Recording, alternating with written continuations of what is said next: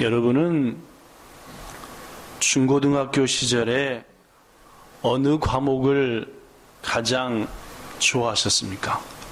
자, 무사히 퇴원하셔서 예배를 드리시는 최영희 권찰님은 중학교나 고등학교 때 학교에서 배운 과목 중에 특별히 좋아하셨던 과목이 있으십니까? 국어나 수학이나 영어나 과학이나. 수학, 나루호도. 저랑 비슷하네, 조금, 그치? 네. 학교에서 배운 국어도 있고, 또, 최 권찰님이 좋아하는 수학도 있고, 또 음악도 있고, 미술도 있고, 또 가정도 있고. 저는 최고 싫어했던 과목이 영어하고 미술이었습니다. 미술은 한 번도 양을 벗어나지 못하고 수미 양가 중에서 항상 그러니까 딱 한 번 수를 받은 적이 있었는데, 고등학교 2학년 때 학교에서 여름방학 숙제로 천에다가 그림을 그려와라 라는 숙제였는데, 미술책을 중학교 1학년 때부터 다 찾아가지고 내가 그릴 수 있는 그림이 뭔가를 발견해서 딱 하나 발견한 게 백자였습니다. 백자에 나무까지 있고 새 한 마리 있는 거.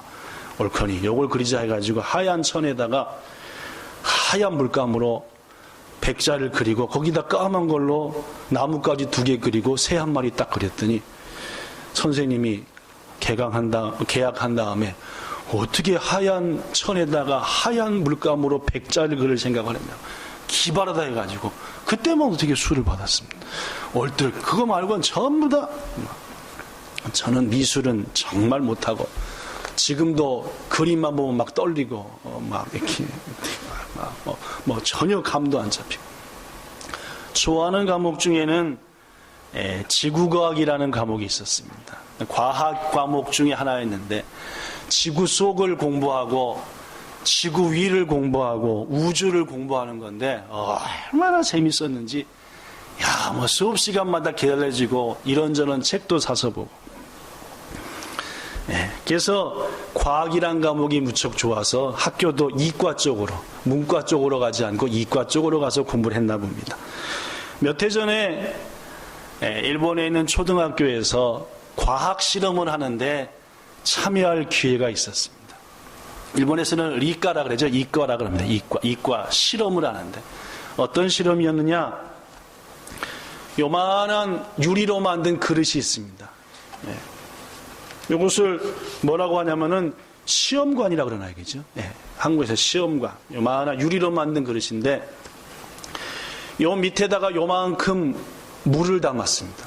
가득 채우지 않고 까만 데까지만, 그죠? 요 정도에. 그 다음에 요것을 어떻게 했느냐, 요만한 비커, 유리그릇 큰 겁니다.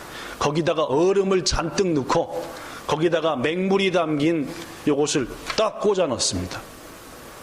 2분 간격으로 여기다가 온도계를 넣어서 요 물의 온도가 어떻게 변할까. 여러분, 그냥 보통 물을 얼음이 잔뜩 담긴 그릇에다가 확 박아 넣었다. 물의 온도가 점점 뜨거워질까요? 차가워질까요? 과학 얘기하니까 머리에 쥐나십니까? 대답은 안 하십니까? 그죠? 요 물이, 까만 물이 점점 차가워지겠냐, 뜨거워지겠냐 물었습니다. 얼음 속에 확 집어넣었다고. 도저히 차가워지죠? 도저히 차가워집니다. 니훈 고도로 온도를 쟀는데, 이 물이 어떻게 변화가 되는지 뚝뚝뚝 온도가 떨어지더니 딱 20분이 지나니까 애들이, 이 그룹에서도 선생님 고리 맛이다, 얼었습니다.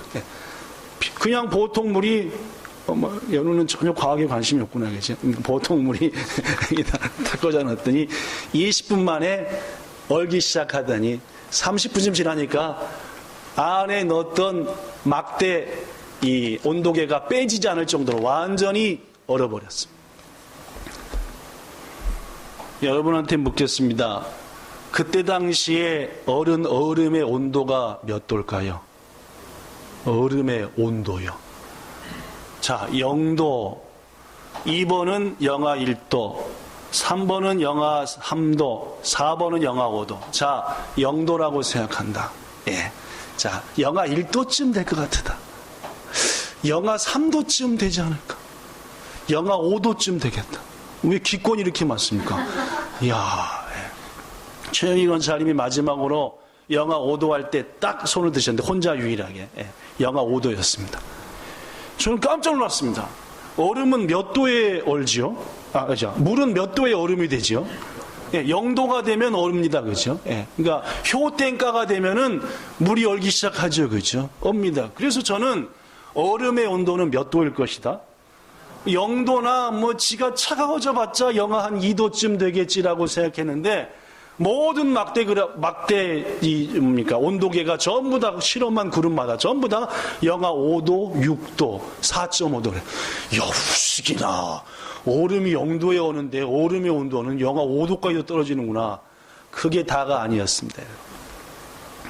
지난 주간에 2010년 카나다 밴쿠버에서 열렸던 동계올림픽, 거기서 남자 싱글 피겨 스케이팅에서 동메달을 딴 일본 사람이 있습니다. 혹시 누군지 아십니까? 다카시 다이스케라고 하는 키 조그마고 잘 남자답게 생긴 그런 친구. 이 친구가 4년 전에 나이도 들고 하니까 더 이상 못하겠어 은퇴하겠습니다 라고 했는데 32살이 된 며칠 전에 나 아무리 생각해도 내가 할 수 있는 것은 뭐밖에 없다? 스케이트를 타는 것밖에 없다 해서 피겨 스케이팅에 다시 시작하겠습니다 하고 복귀 선언했습니다. 저도 그 친구를 무척이나 좋아했고 부상됐을 때도 불구하고 목표라고만 한 걸 봤기 때문에 야 에라이다. 오늘날의 한유 유주르 같은 친구가 일본에 있기까지는 저는 다카시 다이스케 같은 친구 응원하면서 32살의 나이지만 잘해봤으면 좋겠다고 마음으로 응원을 보냈는데, 여러분 2010년도 밴쿠버 하면은 다카사키 다이스케보다 또 누가 더 다카시 다이스케 누구 생각하는 사람인데 누군지 혹시 아십니까? 훌륭하십니다. 우리 한국의 호프인 김연아가 싱글에서 금메달을 따고 일본의 호프였던 아사다 마오짱이 눈물의 은메달을 땄던 그 대회가 2010년도 카나다 밴쿠버에서 열렸던 올림픽이었죠. 아주 감동적이었죠. 그죠? 여러분, 아까 저는 여러분들에게 얼음의 온도가 20분 만에 영하 5도로 내려갔더라라는 얘기를 했습니다. 여러분, 그렇다면 피겨 스케이팅, 김연아나 다카시 다이스키, 아사다마오가 연기하는 그 피겨 스케이팅의 얼음 온도는 몇 도쯤 될까요? 영하 3도쯤 된다고 합니다. 왜냐하면은 국제올림픽 경기에서 피겨 스케이팅 할 때 얼음의 온도는 영하 3도에서 4도로 해라라고 정해져 있대요. 왜냐? 그때 가장 빙질이, 얼음의 질이 야와라까야 됩니다. 그래서 핑 돌 수도 있고, 그죠? 착지할 때도 걸음이 착 깎이면서 하고, 가장 선수들이 멋지게 연구할 수 있는 얼음의 온도가 영하 3도에서 4도래요. 우리 한국 선수들이 많이 따는 쇼트트랙이라고 혹시 아십니까? 조그만 잉크에서 얼음을 뺑글 도는 쇼트트랙 말입니다. 자, 쇼트트랙은 싱싱 달리는데 피겨 스케이팅보다 얼음의 온도를 낮게 해야 될까요? 높게 해야 될까요? 딱 생각해 보니까 물론입니다.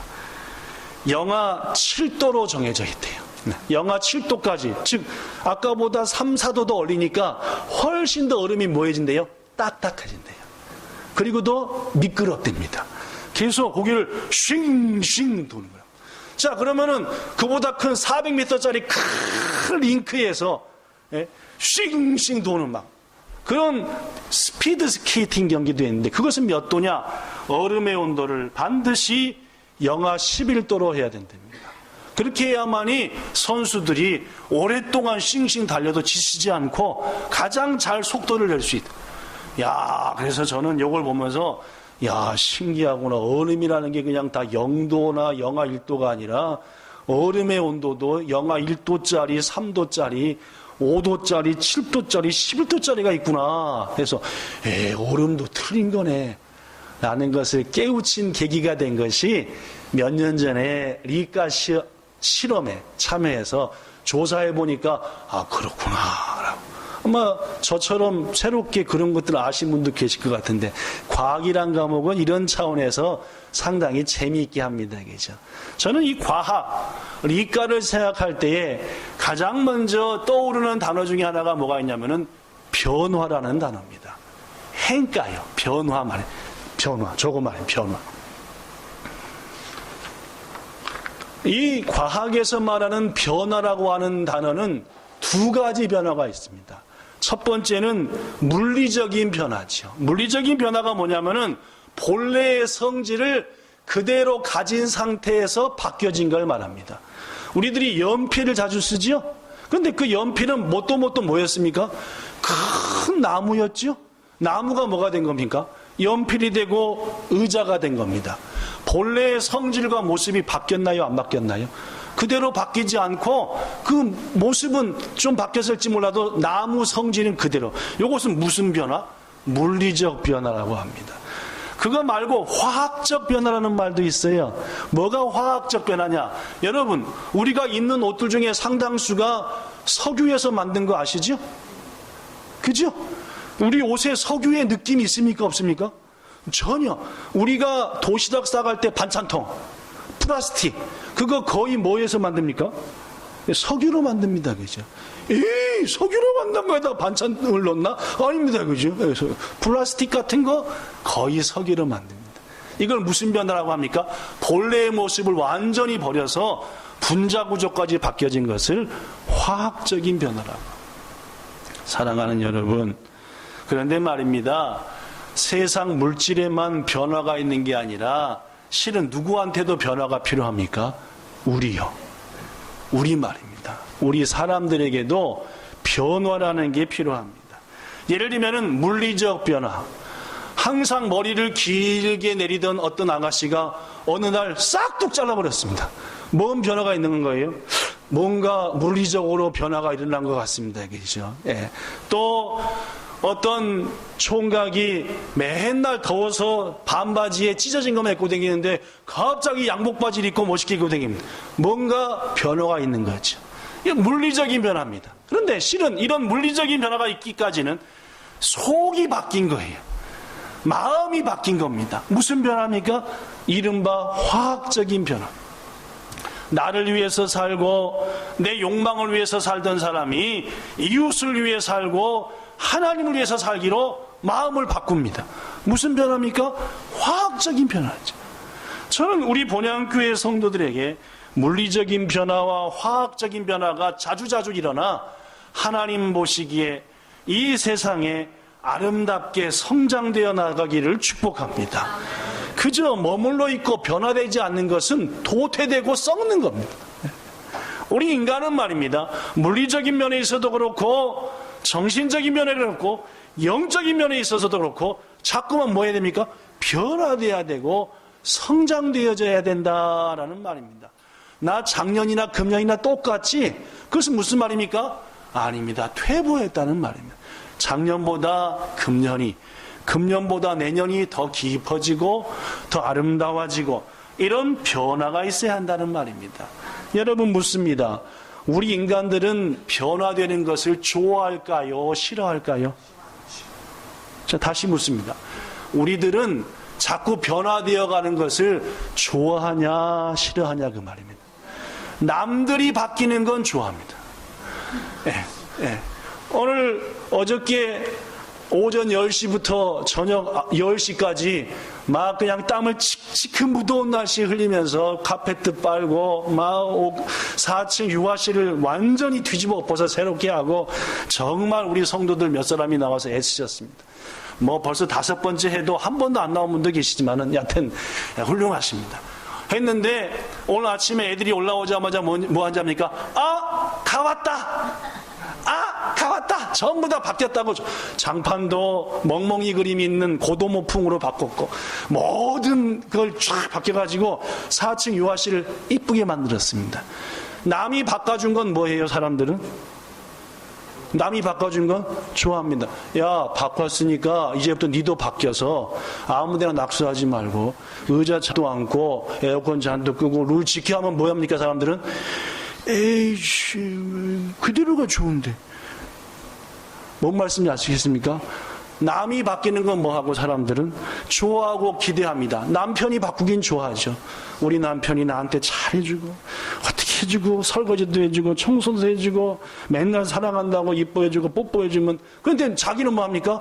나는 이대로 훌륭해, 나는 이 모습 이대로 끝내주잖아 하고 남의 바뀜에 대해서는 기대하고 좋아하고 즐겨하면서도 정작 자신은 나까나까 이대로 그냥 그저 이대로 난 이미 뭐하니까 변화받을 필요 없을 정도로 감 뺏기니까. 이런 사람은 어떻게 해야 됩니까? 뒤통수를 쳐버려야지. 그죠? 네. 인간은 변화되어 성장해 나가는 거죠. 그렇지 않습니까? 네. 여기 계신 여러분들, 우리들은 변화되어 성장해야 됩니다. 몇몇 부부들을 보거나 성도들을 보면은 엄청나게 자신이 훌륭한 줄 압니다. 변화할 느낌을 애초 갖지 않죠. 교회가 바뀌어야 되고 목사가 바뀌어야 되고 옆에 성도가 바뀌어야 된다, 이렇게 생각합니다. 물론 저도 바뀌어야 되고 저도 변화돼야 되고 교회도 이 땅도 변화돼야 되지만, 여러분 진짜 변화는 누가 변화해야 됩니까? 내가 변화돼야 됩니다. 그래야 가정이 화목해지는 거고, 그래야 세상이 아름다워지는 거고, 교회가 성장하는 거죠. 백날 갑절로 성장하게 해주세요 하고 내가 안 변하면은 절대 갑절의 성장은 없는 겁니다. 내가 바뀌어야죠. 사랑하는 성도 여러분, 인간들은 말입니다, 이렇듯 변화를 싫어합니다. 이대로가 좋아요. 그냥 그저께 오늘도 이대로 남이 바꿔주는 건 좋고. 그러므로 우리에게 일어나는 대부분의 변화는, 특별히 하나님의 자녀들의 변화는, 하나님이 우리를 변화될 수밖에 없는 자리로 밀어 넣어버리십니다. 왠지 아십니까? 안 변하면 망하니까. 여러분과 저가 변화하지 않으면 죽으니까 변화될 수밖에 없는 자리로 우리를 누가 밀어버리신다고요? 하나님이요. 요나가 변화 받아야 되겠으니까 하나님이 어디로 밀어버리셨습니까? 바닷속으로 확 밀어 넣은 거죠. 바닷속으로 확 집어 넣어버린 겁니다. 아브라함이 변화돼야 되니까 자기 아버지 친척 본토에 있던 갈대아 우에서는 안 되겠으니까 그를 변화시키기 위해서 가나안 땅으로 보낸 겁니다. 아시겠습니까? 여러분과 저가 한국 땅에 일본 땅에 두면 안 되겠으니까 일본 땅까지 보낸 겁니다. 아시겠습니까? 여러분과 저는 웬만해서는 안 변화되는 사람들이라 그 말입니다. 오죽하면 고향 땅을 떠나겠겠습니까? 그 목포를 떠나겠죠. 야, 그 목포에서도 배를 얼마나 고 타가던 그 섬을 떠나서 그 여수에서도 또한 돌산에서 여러분과 저를 여기까지 보냈겠냔 말입니다. 나까나까 우리들은 뭐가 쉬어서? 고집이 쉬어서 안 변화될 사람들이니까 변화를 시키려고 여기까지 보냈는데 끝까지 버팅기고 여기서도 난 이대로 좋아요, 난 이대로 훌륭해요. 그것은 안 된다는 말입니다. 사랑하는 성도 여러분, 하나님께서 우리를 변화되기를 원하신다는 사실을 오늘 첫 번째 기억하시길 바랍니다. 여러분이고 저고 우리의 가정이고 우리의 삶이고 더 변화되어 더 멋져지기를 누구보다도 원하는 게 하나님이시라는 것을 잊어서는 안 된다는 말입니다. 절대 이대로 좋사오니 아닙니다. 이제 하나님, 주님이 내게 변화를 원하시니 변화되게 하소서. 그렇습니다. 우리에 있어서 변화의 첫 번째 시작은 하나님의 섭리와 작정인 겁니다. 이런 것처럼. 여러분, 하나님께서 우리를 변화시키기 위해서 가장 많이 사용하시는 것이 뭔지 아십니까? 우리에게 고난을 주는 겁니다. 어려움을 주는 거죠. 왜? 사람은 좋을 때보다 어떨 때 바뀌어지니까? 어려울 때 바뀌어지거든요. 바뀌어지려고 마음 먹는 겁니다. 이래서는 안 되겠다는 마음이 들 때 사람은 바뀌어지니까 하나님은 먼저 여러분과 저를 뭐 시키기 위해서? 변화시켜서 아름답게 하기 위해서 우리에게 뭘 준다고요? 어려움을 줍니다. 지금 뭐가 어려우십니까, 여러분? 어렵지요? 힘듭니다. 그러니까 하나님 우리에게 내게 변화를 원하시는구나 라고 알면 됩니다. 힘들 때마다 뭘 느끼면 돼요? 왜 하나님은 나한테 이런 어려움을 주는 거야? 이 재수가 없게 왜 또 나한테 이런 일이 생기는 거야? 왜 자식들은 속색이고 남편과 아내는 하나가 안 되는 거야? 왜 교회가 20주년을 앞두고 이제 부흥회가 한 주간도 안 남았는데 이토록 우리들이 기도해야 될 사람이 기도 안 하는 거야 하고 답답해하고 괴로워하지 말고, 그런 어려움이 있을 때 우리는 뭘 느껴야 된다고요? 지금 하나님이 내게 변화를 말씀하는 거야, 변화를 요구하시는구나 라고 알아야 한다는 말입니다. 아시겠습니까, 여러분? 왜냐하면은 우리 인간은 어려움이 클수록 변화되기 때문입니다. 그렇다면 여러분, 세 번째로 넘어갑니다. 왜 우리에게 변화가 필요할까요? 그것은 우리가 무지하기 때문입니다.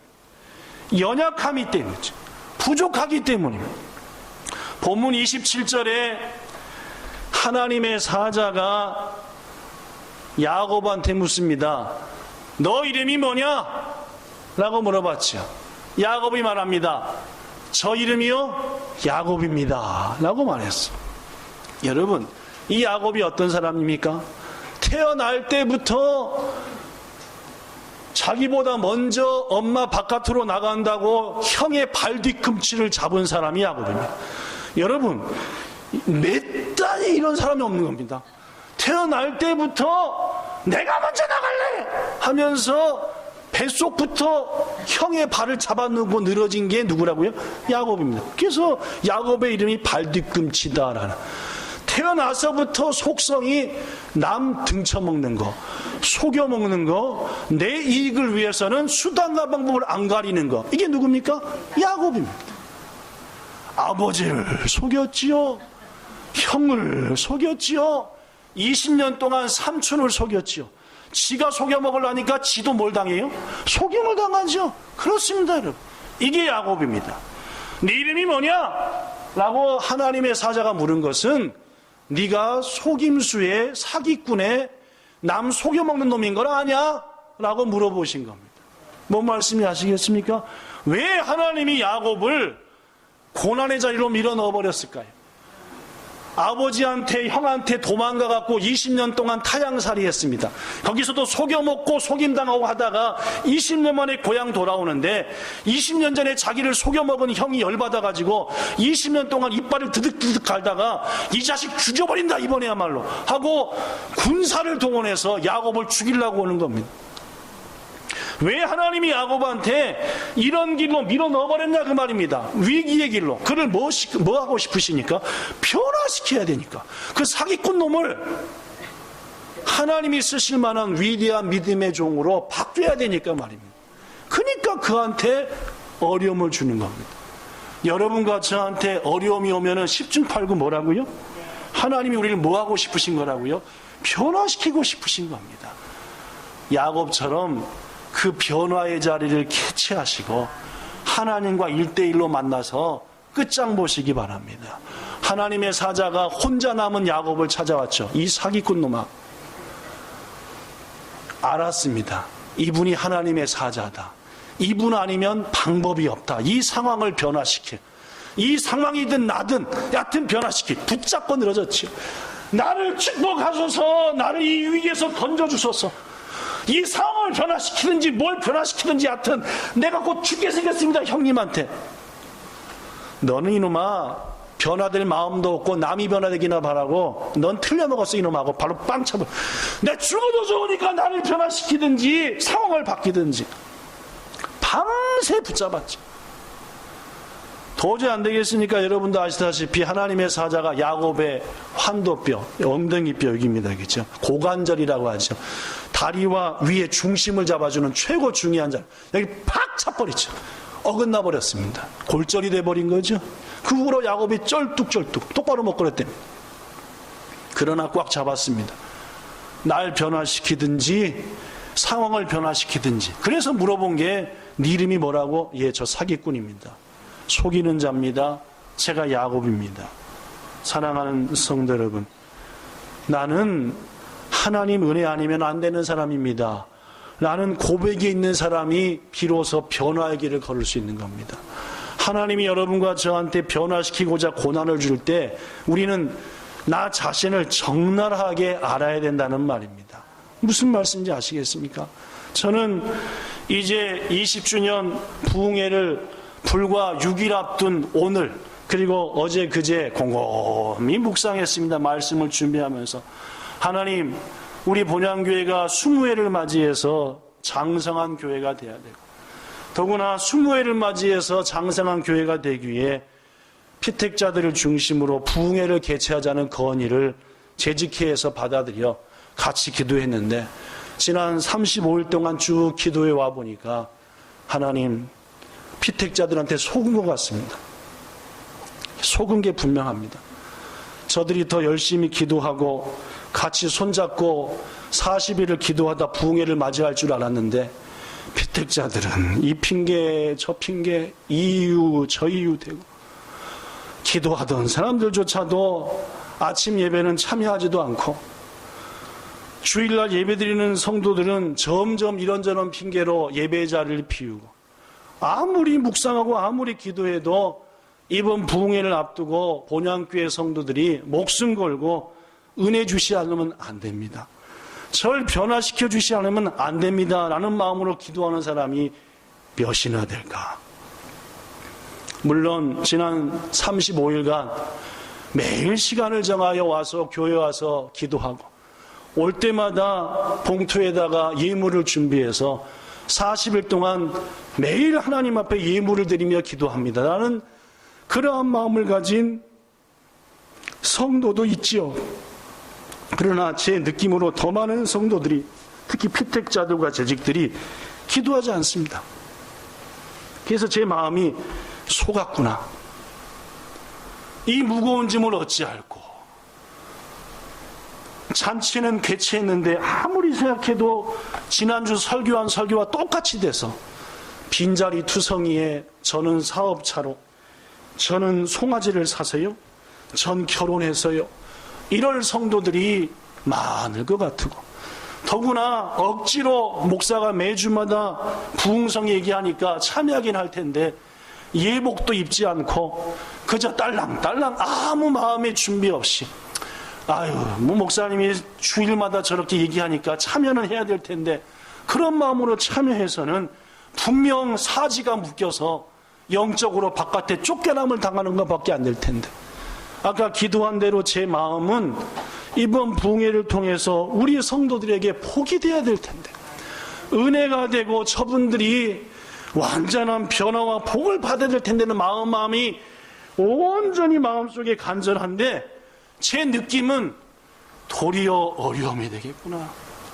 저분들이 앞으로 훗날 주님 앞에 갔을 때에 내가 너에게 그때 기회를 줬는데 왜 그랬누? 라고 책망 듣는, 오히려 은혜가 아니라 책망으로 끝을 보는 그런 잔치가 될 가능성도 또 있구나 라는 마음이 매일매일 40일이 가까울수록 마음속에 가득합니다. 물론 지금도 그 마음은 뭐 터질 것 같이 그래요. 얼마나 무거운지 모르. 밥을 먹어도 맛이 없고 이것저것 해도 답답하고, 느끼지 않습니까? 얼굴 검해지고, 그죠? 저는 우리 본향교회 성도들이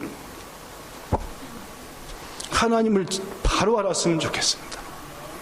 신앙이 뭔지 제발 그냥 교회 왔다 갔다 하는 것 말고, 왜 예수님이 십자가에 죽었는지, 왜 우리의 믿음의 선배들이 신앙의 모든 걸 걸었는지 말입니다.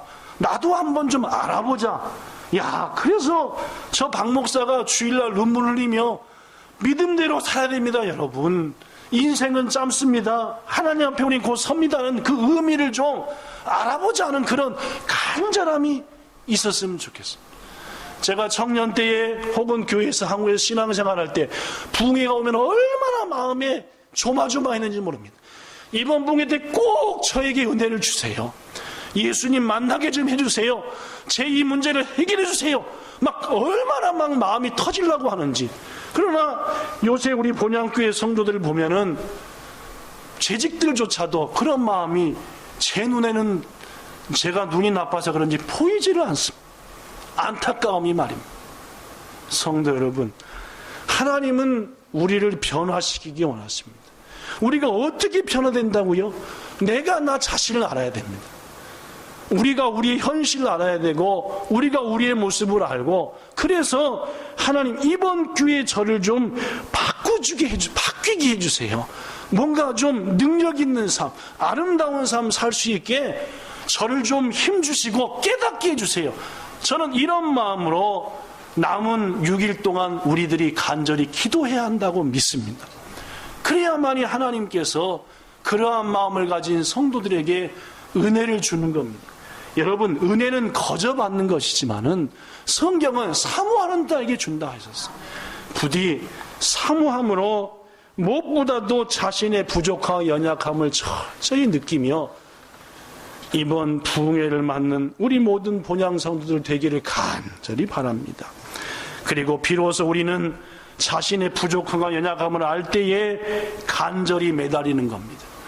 본문 26절에 보니까 그가 이르되 날이 세려하니 나로 가게 하라 했더니 야곱이 당신이 내게 축복하지 않으면 난 절대 당신을 놓을 수 없습니다 하고 꽉 붙잡았습니다. 왜 그런지 압니까? 자기의 부족함을, 지금의 어려운 현실을 제대로 직시했기 때문에. 지금 이 기회를 놓치고 말면 나는 절대 회복될 수 없다는 마음이 야곱에게 너무너무 간절하니까 하나님의 사절을 도저히 놓을 수가 없었던 거죠. 여러분, 이 마음이 이번 성회에 올해 갑절로 성장하자는 우리의 목표에 우리가 동참해야 되는 겁니다. 하나님, 반드시 저를, 우리 가정을, 우리 교회를, 목사님을, 성도들을, 이 친구를 붙잡아 주시고 아름답게 변화시켜 주세요 라는 그런, 내가 뼈가 부러지고 어떤 일이 있어도 그 은혜가 되기 원합니다라는 그런 변화에 대한 간절한 열망이 있을 때에 우리에게 비로소 그러한 역사는 일어난다는 말입니다. 말씀을 마칩니다. 독수리는 새끼를 강하게 훈련시키는 것으로 유명하답니다.